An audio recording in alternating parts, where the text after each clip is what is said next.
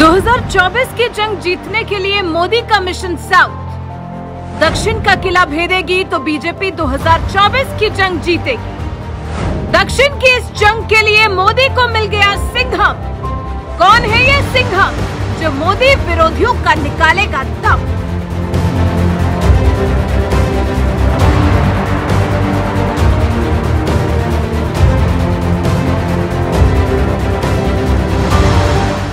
बिहार, पंजाब, महाराष्ट्र ये ऐसे राज्य हैं जहां साल 2019 के लोकसभा चुनाव में बीजेपी के पास एक मजबूत साथी था। महाराष्ट्र में जहां शिवसेना थी, बिहार में जेडीयू थी, तो वहीं पंजाब में अकाली दल था। लेकिन 2024 के चुनावी जंग में बीजेपी के लिए इन तीनों ही राज्यों में हालात बदल गए हैं, क्योंकि पंजाब में जहां अकाली दल ने साथ छोड़ दिया है, बिहार में जेडीयू ने भी हाथ छुड़ा लिया है, तो वहीं महाराष्ट्र में उद्धव ठाकरे भी अब साथ नहीं है। ऐसे में इन तीनों ही राज्यों में बीजेपी को कुछ सीटों का नुकसान होने की संभावनाएं जताई जा रही हैं, और ये बात बीजेपी भी अच्छी तरह से जानती है। शायद यही वजह है कि बीजेपी उत्तर भारत में हुए इस नुकसान की भरपाई करने के लिए मिशन दक्षिण भारत के लिए पूरी ताकत झोंक चुकी है। और इस मिशन को पूरा करने के लिए बीजेपी को मिल गया है एक ऐसा चेहरा जिसे कोई साउथ का योगी कह रहा है तो कोई साउथ का सिंघम कह रहा है। ऐसे में सबसे बड़ा सवाल ये है कि कौन है ये चेहरा जिस पर बीजेपी ने दक्षिण जीतने के लिए खेल दिया तगड़ा दांव।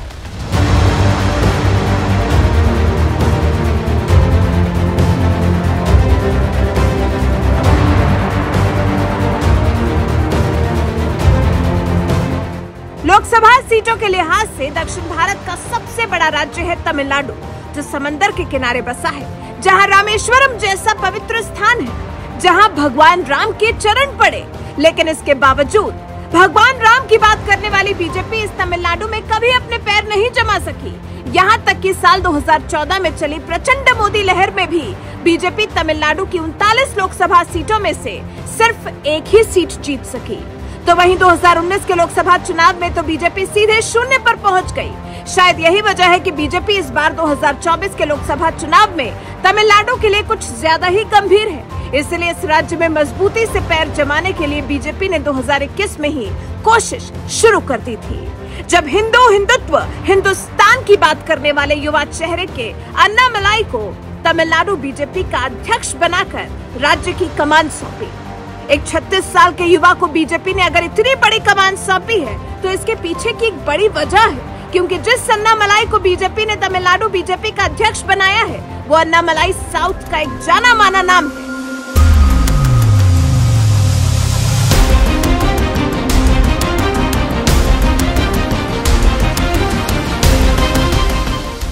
अगस्त 2020 को बीजेपी में शामिल होने से पहले अन्नामलाई साउथ के तेज तर्रार आईपीएस अफसर हुआ करते थे। एक ऐसे आईपीएस अफसर जिनके ट्रांसफर होने पर जनता रोती थी। लोग विरोध प्रदर्शन करने के लिए सड़कों पर उतर जाते थे, क्योंकि आईपीएस अफसर रहते हुए के अन्नामलाई की जहां पोस्टिंग हुई, वहां उन्होंने अपने काम से ऐसी छवि बनाई जिसने जनता के दिलों में उनके लिए इतना प्यार भर दिया कि ट्रांसफर के दौरान वही जनता उनके ट्रांसफर के खिलाफ सड़कों पर उतर जाती थी।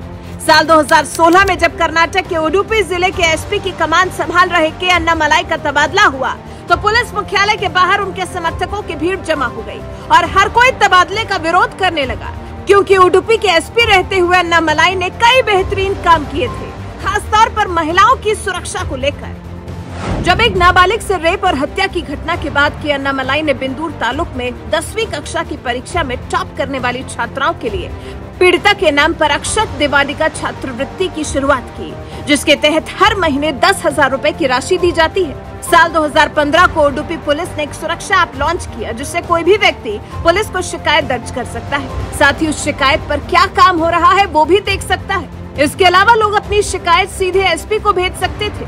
ये वहाँ के लोगों के लिए एक बड़ा फैसला था, जिसे आम लोगों ने खूब सराहा। इस ऐप को लॉन्च करने वाले खुद तत्कालीन एसपी अन्नामलाई ही थे। यही वजह है कि जब उडुपी से उनका तबादला हुआ तो लोगों ने इसका खूब विरोध किया। इतना ही नहीं, उडुपी के बाद जब अन्नामलाई की पोस्टिंग कर्नाटक के चिकमंगलूर जिले में हुई तो यहाँ से तबादले के वक्त भी लोग सड़क पर उतर आए थे। लोगों का कहना था कि ऐसा ईमानदार अफसर मिलना मुश्किल है जनता से मिला ये प्यार बता रहा है कि आईपीएस रहते हुए उन्होंने कितना बेहतरीन काम किया। हेलमेट पहनने को प्रोत्साहन देना, ड्रग्स इस्तेमाल के खिलाफ छात्रों में प्रचार करना, ट्रैफिक और अन्य नियमों में सख्ती लाना, महिला सुरक्षा के लिए पुलिस तैनात करना, सुरक्षा ऐप जैसे काम के लिए अन्नामलाई को साल 2015 में सिंघम नाम मिला। लेकिन एक वक्त ऐसा भी आया जब साउथ के सिंघम कहे जाने वाले अन्नामलाई ने मई साल 2019 में पुलिस सेवा से इस्तीफा दे दिया।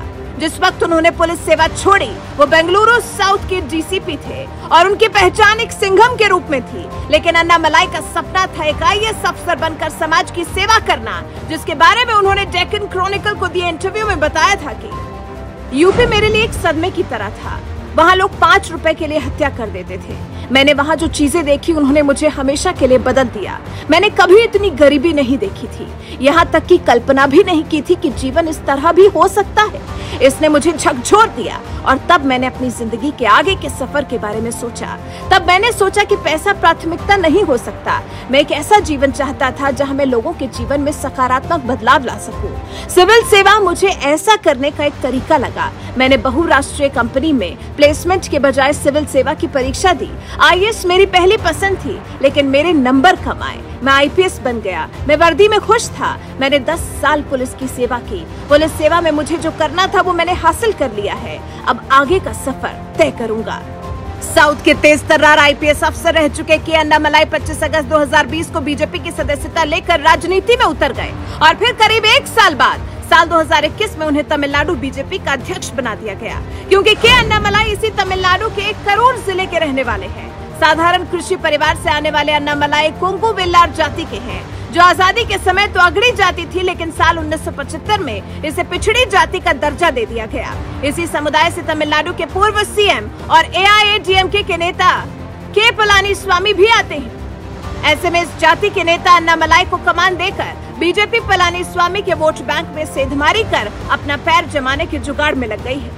अन्नामलाई भी पार्टी से मिली बड़ी जिम्मेदारी के बाद हर मुद्दे पर और मुखर होकर बीजेपी की बात रख रहे हैं। यहाँ तक कि तमिलनाडु सरकार में मंत्री उदयनिधि ने जब सनातन धर्म के खिलाफ बयान दिया तो अन्नामलाई ने उनके खिलाफ मोर्चा खोल दिया। Minister of Tamil Nadu government speaks it. So not only Hindu religion who are practicing, every person in India, all the 142 crore people of India should condemn it. Opposing is something different. Political ideology you can oppose, that's okay. You oppose, somebody will give another alternate ideology, that's okay. It's up to the people to accept it. Now you believe, since you have the power in hand and you are brazen enough to say we want to eradicate, it only shows what is the level of mindset they have and the kind of intelligence they have in their mind. Now Mr. Udayanidhi Stalin and all the DMK people have to understand, Mughals tried, they couldn't do it. East India Company tried, they couldn't do it. The Christian missionaries who came only to southern part of India, specifically to Tirunelveli, to parts of Kanchipuram, Chennai, they tried their best in the late 1800s, they couldn't abolish it. Who's Udayanidhi Stalin to abolish Sanatana Dharma? It can never be abolished. And it only shows this government is essentially anti-Hindu. DMK government has got a visceral hatred for Hindu. सनातन धर्म को dengue malaria बताकर इसे खत्म करने चले DMK नेता उदयनिधि स्टालिन को ललकारते हुए बीजेपी नेता अन्नामलाई ने कुछ इसी तरह से उन्हें मुंहतोड़ जवाब दिया था। इसी बात से आप समझ सकते हैं कि बात चाहे जनता के बीच रहकर राजनीति करने की आती हो या फिर हिंदुत्व के मुद्दे पर विरोधियों को धूल चटाने की, के अन्नामलाई हर मोर्चे पर तमिलनाडु में बीजेपी के लिए फ्रंट से लीड करते हैं और यही बीजेपी चाहती है जो उसकी विचारधारा को, उसकी योजनाओं को दक्षिण तक विस्तार दे सके। और के अन्नामलाई इसके लिए बीजेपी के सबसे योग्य नेता हैं, जो एक युवा चेहरा तो है ही, इसके साथ ही उनकी पहचान भी तमिलनाडु में एक सिंघम की तरह है। यही वजह है कि बीजेपी ने तमिलनाडु बीजेपी की कमान उन्हें सौंपी।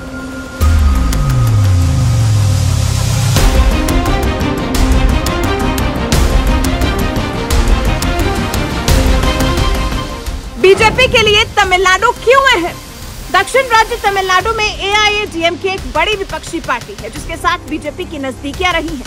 लेकिन के अन्नामलाई चाहते हैं कि बीजेपी को तमिलनाडु में अकेले ही चुनाव लड़ना चाहिए। इसलिए बीजेपी ने भी 2024 के चुनाव में उतरने से पहले एआईएडीएमके से रिश्ता तोड़ लिया है। और ये बात तो हर कोई जानता है कि जयललिता के निधन के बाद एआईएडीएमके के पास कोई ऐसा मजबूत चेहरा नहीं है जो एमके स्टालिन की डीएमके को टक्कर दे सके। ऐसे में बीजेपी इसका फायदा उठाकर खुद को एक बड़ी मुख्य विपक्षी पार्टी के तौर पर खड़ा करना चाहती है, क्योंकि सीटों के लिहाज से तमिलनाडु एक बड़ा राज्य है। दक्षिण भारत के तमिलनाडु, आंध्र प्रदेश, कर्नाटक, केरल, तेलंगाना, पुडुचेरी जैसे राज्यों में कुल मिलाकर 130 सीटें हैं, जो एक बड़ा आंकड़ा है। लेकिन 2019 के लोकसभा चुनाव में बीजेपी इनमें से महज 29 सीटें ही जीत सकी थी, जिनमें से 25 सीटें तो सिर्फ कर्नाटक में हासिल की थी, जबकि तमिलनाडु, केरल और आंध्र प्रदेश में बीजेपी खाता भी नहीं खोल पाई थी। और इस बार तो कर्नाटक भी बीजेपी के हाथ से चला गया है। अब वहाँ कांग्रेस की सरकार है। ऐसे में बीजेपी को कर्नाटक में भी नुकसान हो सकता है। यही वजह है कि बीजेपी कर्नाटक के साथ साथ तमिलनाडु में भी कुछ ज्यादा ही जोर दे रही है, जिससे कम से कम सीटों का आंकड़ा बढ़ा सके। ऐसे में अब देखना यह है कि मिशन साउथ को साधने के लिए जिसके अन्नामलाई पर बीजेपी ने भरोसा जताया है, साउथ के वो सिंघम क्या दक्षिण में जीत का भगवा झंडा गाड़ पाएंगे? अपनी राय हमें कमेंट कर जरूर बताएं और साथ ही अगर आपने हमारे चैनल को सब्सक्राइब नहीं किया है तो अभी करें और बेल आइकन दबाना न भूलें।